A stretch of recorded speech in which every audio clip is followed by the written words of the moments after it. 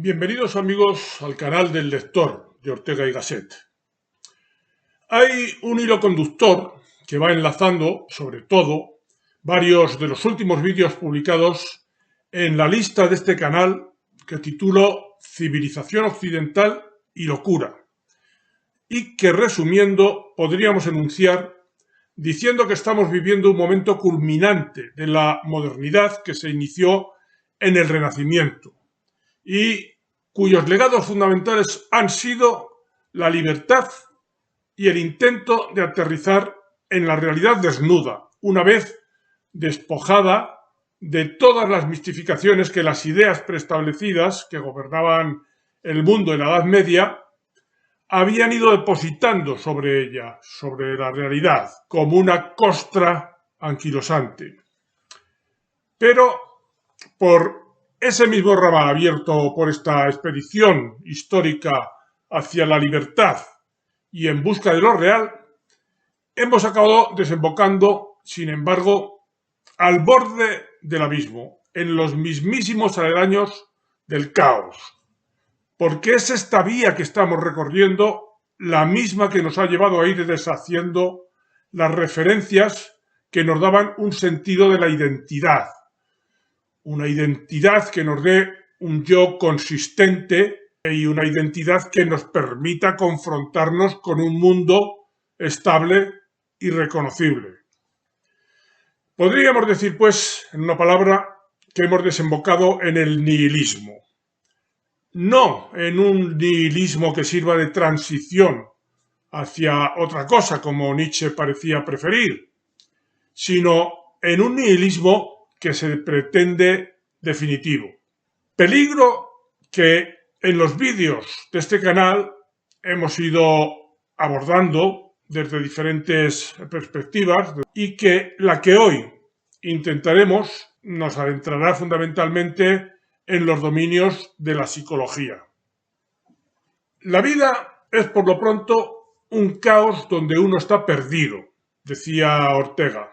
Los filósofos de la antigua Grecia enseñaron que el caos era el equivalente al cambio y en última instancia al movimiento. Era el caos el resultado de que al moverse o cambiar las cosas dejaran de ser reconocibles, identificables entre una vez y la siguiente.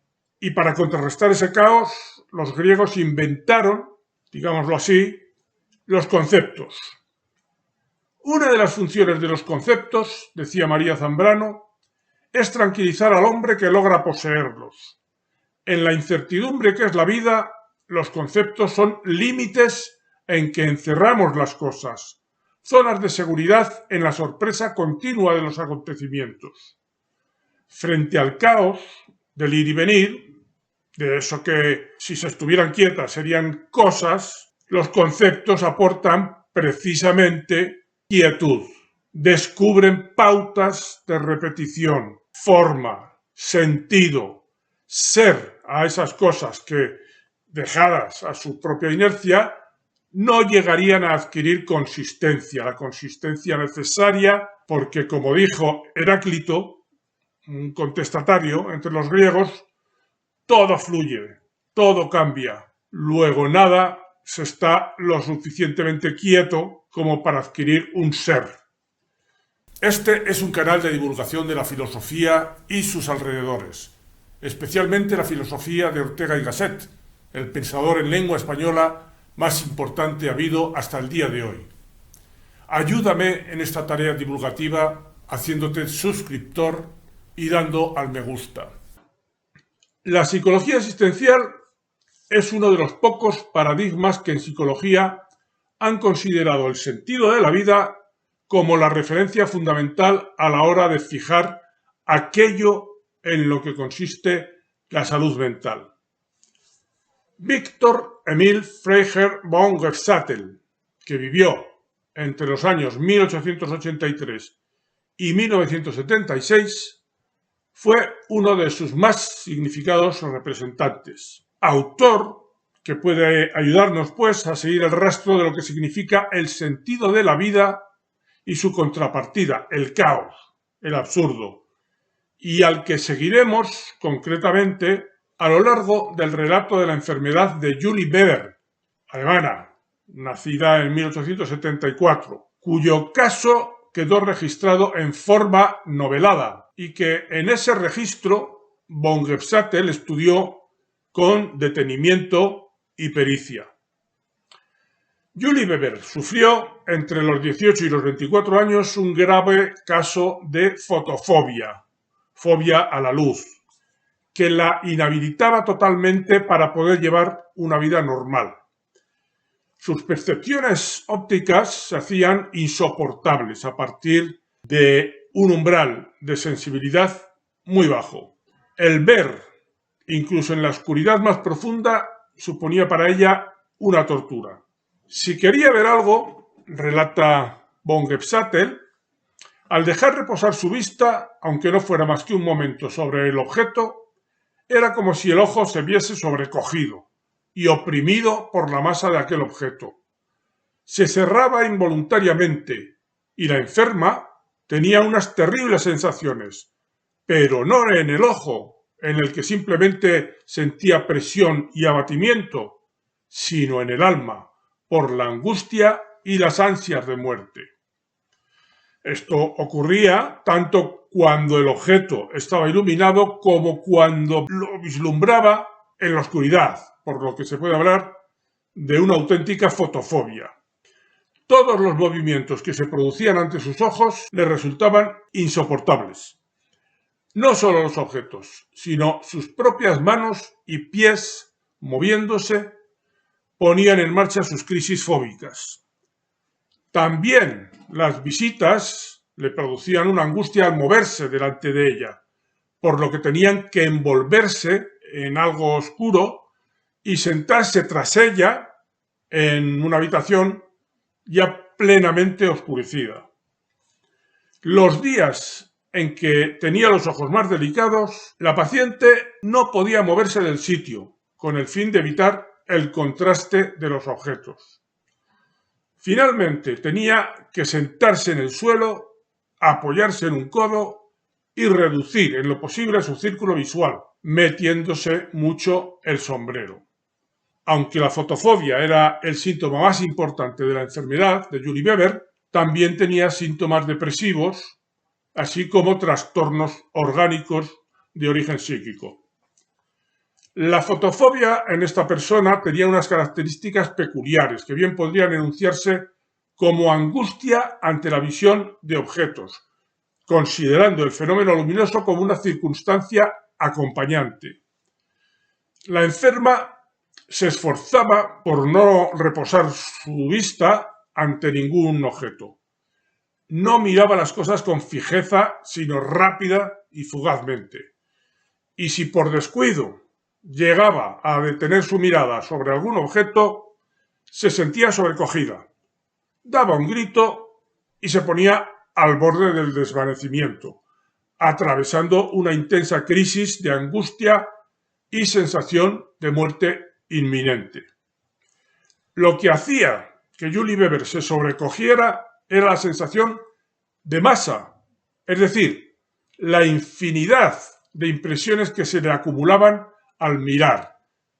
Incluso en la más profunda oscuridad, y mirando solo de pasada, la enferma decía distinguir los más finos detalles, hasta cada hilo de las telas en los vestidos de sus visitantes. No era pues tanto el impacto de la claridad como el de la cantidad de abigarradas y desordenadas impresiones visuales lo que la sobrecogía, atrapada como quedaba en esa perspectiva tan cercana que le impedía captar globalidades. La causa, pues, de la enfermedad de Julie Weber residía en su incapacidad para integrar en unidades perceptivas las miríadas de estímulos dispersos en que sentía dividido cada objeto. Como también hemos ido mostrando en otros vídeos, las enfermedades mentales tienen un fundamento básico común, de modo que parece haber vasos comunicantes que ponen en relación unas y otras enfermedades.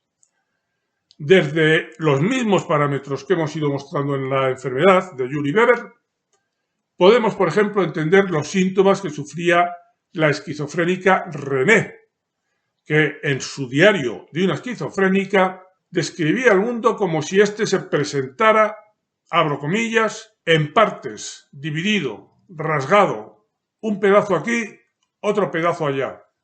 Un rompecabezas enorme, un mosaico. Cada parte es independiente y no tiene relación alguna con la siguiente. René seguía describiendo así su vivencia. Desde un tiempo atrás sentía que las cosas me molestaban y esto me hacía sufrir mucho. Veía los objetos tan recortados, tan separados los unos de los otros, tan pulidos como minerales, tan iluminados, que me daban un miedo intenso. Louis Sachs, reconocido filósofo y profesor universitario de psicología, aporta descripciones de sí mismos de otros esquizofrénicos que tienen este mismo sentido. Uno de ellos decía sentirse rodeado por una multitud de detalles insignificantes.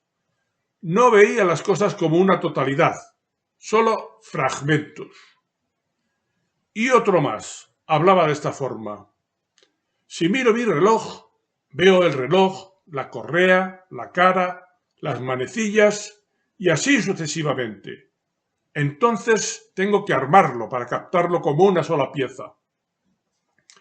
El mismo Sachs, a la vista de estos y otros casos, describe el estado anímico característico de la esquizofrenia.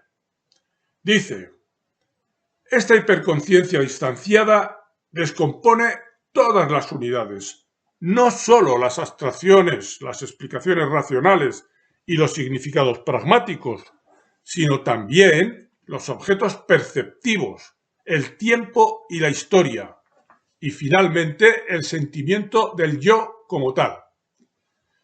El sentimiento del yo como tal, retengámoslo.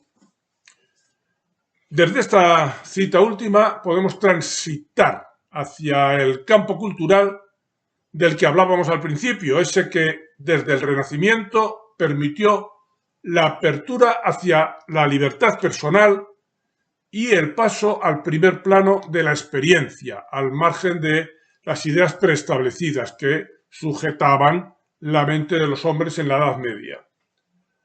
Una libertad y un predominio de la experiencia sobre los prejuicios que permitieron una gran explosión de creatividad y finalmente la aparición del método científico, pero que resulta que son los mismos factores que han ido haciendo desaparecer las fuentes de identidad, el sentimiento del yo como tal, al que hemos visto que hacía referencia Louis Sachs al hablar de los esquizofrénicos.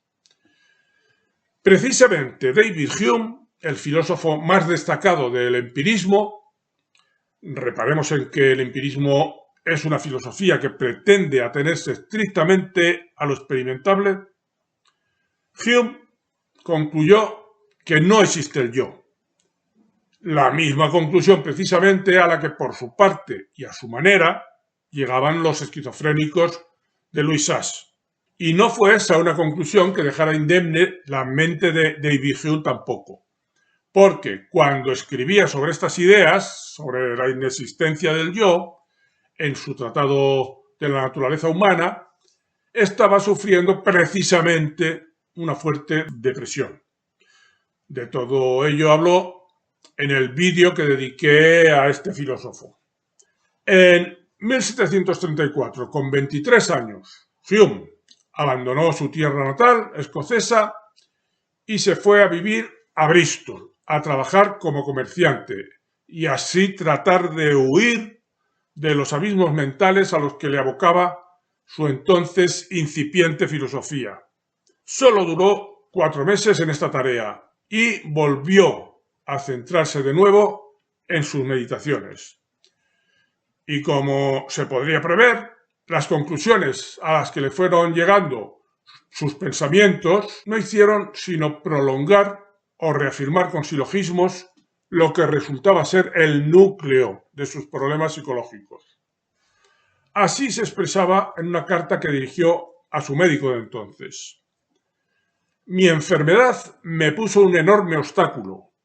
Me di cuenta de que era incapaz de seguir ningún tren de pensamiento de un solo tirón, sino mediante repetidas interrupciones y dejando que mi vista se recuperase de vez en cuando con otros objetos. El hecho de aproximarse a una idea contemplando sus mínimas partes y mantenerla continuamente ante sus ojos para poder reproducir estas partes en orden, sigue diciendo Hume, me pareció impracticable. No estaban mis talentos a la altura de tan denodado esfuerzo. Esa incapacidad psicológica de unir fragmentos de pensamiento resultó ir en paralelo a su doctrina filosófica, según la cual precisamente toda experiencia está hecha de fragmentos. Fragmentos como precisamente los que en exclusiva conseguía percibir la enferma Julie Weber, o los esquizofrénicos como la René citada o los pacientes de Louis Sachs. Ortega y Gasset comprendió el significado de estas maneras de estar en el mundo. Decía al respecto, las almas de histéricos y neuróticos viven una vida discontinua, incompatible generalmente con el edificio de un ideario unificado y resistente. Son almas disgregadas en átomos, inconexas, almas dispersas. Pero esta propensión a ver solo fragmentos y no unidades, percepciones inconexas y no reunidas en conceptos, se fue transmitiendo a lo largo de la edad moderna y contemporánea a todos los campos de la cultura. Y así, el poeta romántico Novalis se expresaba de la siguiente manera, cuando exponía los principios que según él debían regir la creación literaria. Decía que de lo que se trataba era de realizar, abro comillas, narraciones sin conexión alguna con las asociaciones, como los sueños. Poemas simplemente melodiosos, llenos de palabras que suenen bellamente, pero sin significado ni conexión. Solo unos cuantos versos comprensibles como máximo. Todo deben ser fragmentos de cosas absolutamente diferentes. Cierro comillas. El crítico de arte Ernest Fischer extrae las correspondientes conclusiones. Dice, esta sensación de vivir en un mundo escindido, roto, en un mundo de fragmentos, esta huida de la realidad para refugiarse en asociaciones sin sentido ni conexión, para aprender una realidad mística, todas estas ideas proclamadas por primera vez por los románticos, se convirtieron más tarde en principios artísticos aceptados por el mundo burgués. Paul Cézanne, pintor francés posimpresionista, considerado el padre de la pintura moderna, dijo que los viejos maestros no eran pintores de fragmentos como nosotros. Y de una manera que podríamos considerar perfectamente idónea para ejemplificar el sufrimiento de la enferma a la que nos estamos refiriendo preferentemente, Julie Weber, que no podía enfrentarse a la visión de las cosas porque era incapaz de conjuntar sus atomizados detalles en una unidad perceptiva, tenemos como elemento de vinculación entre esto y la cultura de nuestro tiempo la pintura de Georges Seurat, inventor del puntillismo, que efectivamente disolvía las unidades de sus motivos artísticos en una multitud de puntos, de átomos, ese tipo de expresión fragmentaria que provocaba en Julie Weber sus ataques de pánico, porque ella era incapaz de ver los objetos unitariamente. Prosigamos con la exposición del caso de Julie Weber, del que aún podremos sacar algunas reflexiones más. Von Gesattel creía que el diagnóstico adecuado para ella hubiera sido el de fobia psicasténica. Psicastenia es una entidad diagnóstica acuñada por Pierre Janet para designar una enfermedad psíquica caracterizada por la depresión del tono emocional, flacidez y permanente sensación de cansancio, ausencia de tensión psíquica para emprender cualquier tarea y lo que se dio en llamar debilidad irritable. Pero podríamos conjuntar todos los síntomas de la psicastenia y decir que es una enfermedad propia de sujetos instalados pasivamente frente al mundo. No organizan los estímulos que les llegan del entorno, sino que sufren pasivamente su invasión.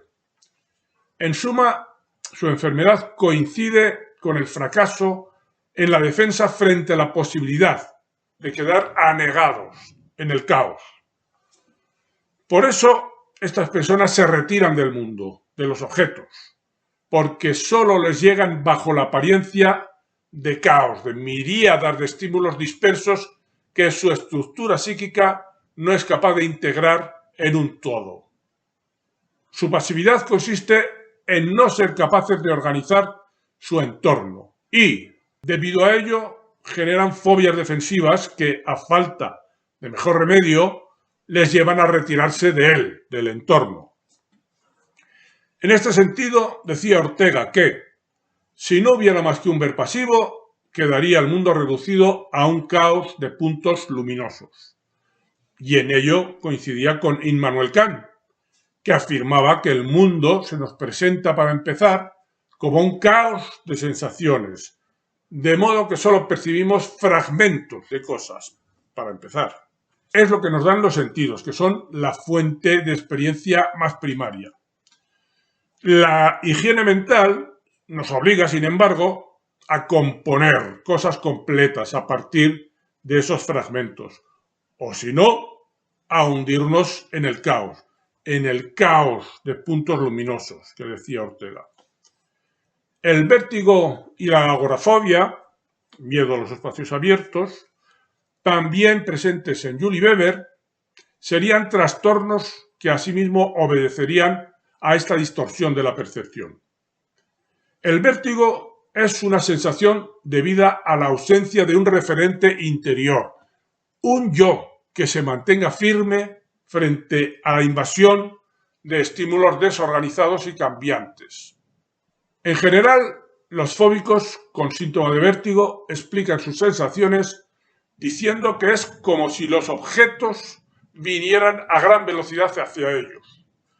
Su falta de estabilidad y de consistencia es lo que en esas condiciones les produce el miedo a caer. La defensa inmediata consiste en no moverse del sitio. Del mismo modo, la agorafobia supone que quien la sufre es incapaz de enfrentarse a la percepción de espacios abiertos, en los que tiene la sensación de que va a ser arrollado por los múltiples objetos del entorno. Sin embargo, una vez que llega la noche, muchos agorafóbicos son capaces de atravesar esos mismos espacios amparados por la oscuridad. Citaremos como referente cultural de este problema derivado de la inconsistencia del yo y consiguiente propensión al vértigo y al aislamiento a Vincent van Gogh, que en carta a su hermano Theo se expresaba diciendo: «El futuro es cada vez más sombrío y no veo ninguna esperanza de felicidad. Aún carezco en absoluto de voluntad, así como de deseos y todo cuanto existe en una vida normal. Sigo con la terrible melancolía». La inconsistencia de su yo, la propensión al vértigo, queda de manifiesto en algunos de sus cuadros en los que el suelo o el cielo o las mismas figuras parecen moverse. La debilidad, el vértigo, el desvanecimiento, la sensación de impotencia y la angustia son las secuelas que arrastra aquella manera pasiva de estar en el mundo, desde la cual éste pasa a ser sentido como algo hostil y amenazante, en donde los espacios abiertos parecen devorar, los movimientos arrollar y confundir, y la luz hacer daño. María Zambrano da razón de estos mecanismos que desembocan en el trastorno psíquico en general. Cuando éste se produce, dice, solemos tener la imagen inmediata de nuestra persona como una fortaleza en cuyo interior estamos encerrados. Nos sentimos ser un sí mismo incomunicable, hermético, del que a veces querríamos escapar o abrir a alguien. A mayor intensidad de vida personal, mayor es el anhelo de abrirse y aun de vaciarse en algo. Es lo que se llama amor, sea a una persona, sea a la patria, al arte, al pensamiento. La pérdida de esta conciencia de ser análogamente, de ser una unidad en un medio donde existen otras, comporta la locura. La indefensión ante el caos y consiguiente angustia, o la huida hacia el interior de sí mismo, hacia ámbitos que antecedan a la irrupción de ese caos, constituirían, pues, el síntoma nuclear de los trastornos psíquicos. Y en correspondencia cultural con esos fenómenos psíquicos, recordaremos aquí cómo el sociólogo e historiador Norbert Elias consideraba como característico del mundo moderno al homo clausus, al hombre encerrado en sí mismo. Frente a lo que todo ello significa, dice también Zambrano que el sistema es lo único que ofrece seguridad al angustiado, castillo de razones, muralla de pensamientos invulnerables frente al vacío. El modo positivo de afrontar el caos por el cual Julie Weber y cualquier persona reposicionada pasivamente frente a su entorno se sienten arrollar consistiría en la captación de regularidades sobre las cuales construir un mundo sujeto a normas, ordenado y, consiguientemente, previsible y consistente. En suma, un mundo que en una proporción suficiente venga a ser el correlato de nuestras categorías y conceptos. Los conceptos resultan del hecho de aislar intelectualmente áreas de estabilidad en el ir y venir de las cosas, a las cuales ponemos nombre. Si podemos incorporar nuestra experiencia del mundo a tal sistema de categorías, de forma que adquiera así un sentido, la angustia original remitirá. Pero es precisamente esta crisis de categorías lo que nuestro mundo posmoderno ha provocado. Estos conceptos que nos han ido saliendo al paso, caos estimular, retirada hacia lo interior, percepción del mundo como algo hostil, vértigo ante la irrupción arrolladora de los objetos, reacción mecánica pasiva a los estímulos del entorno, amputación en la propia perspectiva de la categoría de lo lejano, a la cual se renuncia para quedar absorto, atrapado en lo inmediato y molecular. Todos estos factores no solo caracterizan a los trastornos mentales en general, sino que se corresponden con pautas culturales que hoy son predominantes. Por hoy dejaremos aquí la tarea de seguir reflexionando sobre todo ello. Hasta el próximo vídeo, amigos.